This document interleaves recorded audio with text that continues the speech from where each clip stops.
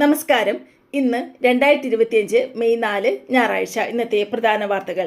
പാകിസ്ഥാനിൽ ഇന്ത്യൻ കപ്പലുകൾക്ക് വിലക്ക്.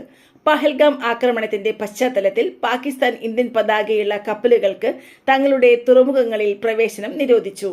CRPF ജവാൻ പാകിസ്ഥാനി ഭാര്യയെ മറച്ചുവെച്ച കേസിൽ പുറത്താക്കി.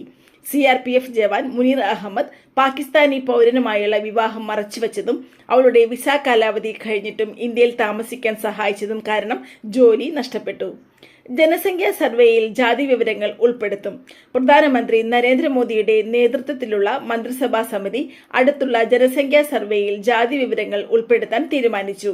വിവരസാങ്കേതിക മന്ത്രി അശ്വിനി വൈഷ്ണവ് ചില സംസ്ഥാനങ്ങൾ ഇത് രാഷ്ട്രീയ ലക്ഷ്യങ്ങൾക്കായി ഉപയോഗിച്ചതായി പറഞ്ഞു.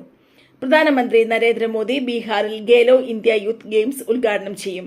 പ്രധാനമന്ത്രി നരേന്ദ്രമോദി ബീഹാറിലെ പട്ടണങ്ങളിൽ നടക്കുന്ന ഗേലോ ഇന്ത്യ യൂത്ത് ഗെയിംസ് 2025 ഇന്ന് ഉദ്ഘാടനം ചെയ്യും. നീറ്റ് UG 2025 പരീക്ഷ ഇന്ന്. ദേശീയ യോഗ്യതാ പ്രവേശന പരീക്ഷ ഇന്ന് രാജ്യത്തുടനീളം നടക്കുന്നു.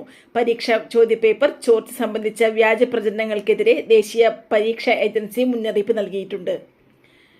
ഗേലോ ഇന്ത്യ യൂത്ത് ഗെയിംസ് 2025 ബീഹാറിൽ ആരംഭിക്കുന്നു. ഇന്നു മുതൽ മെയ് 15 വരെ ബീഹാറിലെ പട്ടണങ്ങളിൽ ഗേലോ ഇന്ത്യ യൂത്ത് ഗെയിംസ് 2025 നടക്കും.